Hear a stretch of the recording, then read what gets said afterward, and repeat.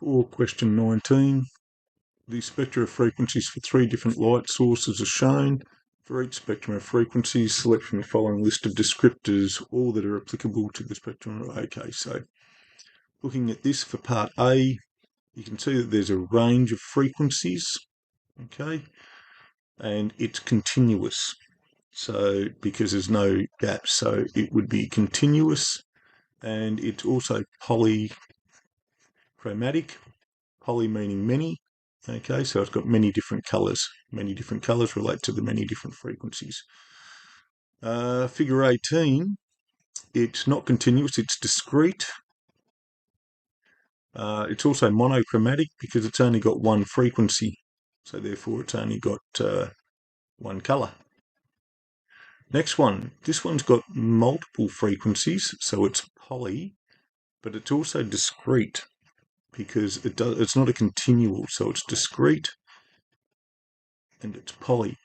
For part B, that's one light source. Okay, so looking at this, incandescent light, because it's to do with heat, you get all of the range. So that's incandescent.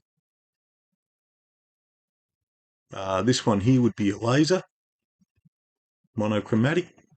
This one down here would be a mercury vapor lamp, where the different colours or the different frequencies respond to the varying energy levels. Okay. Question 20.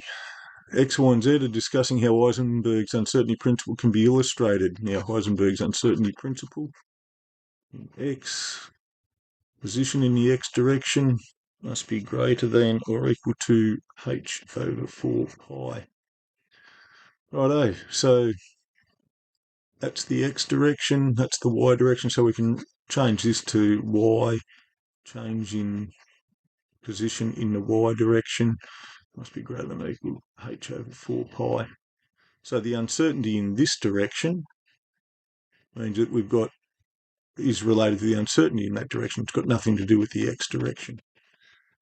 Righto, so now that we've clarified that, let's have a look. Zabi says that knowing that the uncertainty in electron speed being large leads to uncertainty its kinetic energy being small. So that one's wrong, and Y. So X is wrong.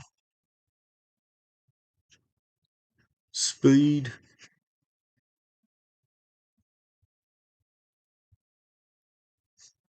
is not relevant to Heisenberg uncertainty.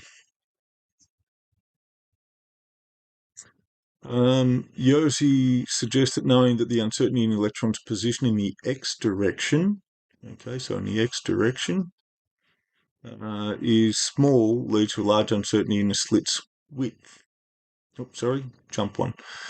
Suggests that knowing that the uncertainty in the electron's position in the X direction is small leads to uncertainty in the electron's momentum in the X direction. Yes, that's directly right. That's talking about this. So Y is correct. Zinn replies that knowing that the uncertainty in the electron's momentum in the X direction, okay, leads to large uncertainty in the slit's width. The electron's momentum in...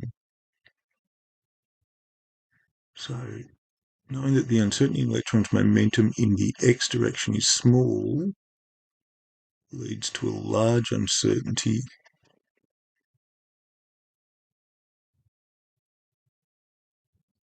so Z is incorrect. Now, let me get my wording right. Large uncertainty in the momentum of the X. Okay, so large. So we've got the X direction is small. So momentum in uncertainty in that in the X direction is small. Means that the uncertainty in the position of X is large, not the actual slit width. So that can't be right. Let's just double check. Yes, it's just knowing the uncertainty was. So yeah, Y is correct. All right, that's that exam done.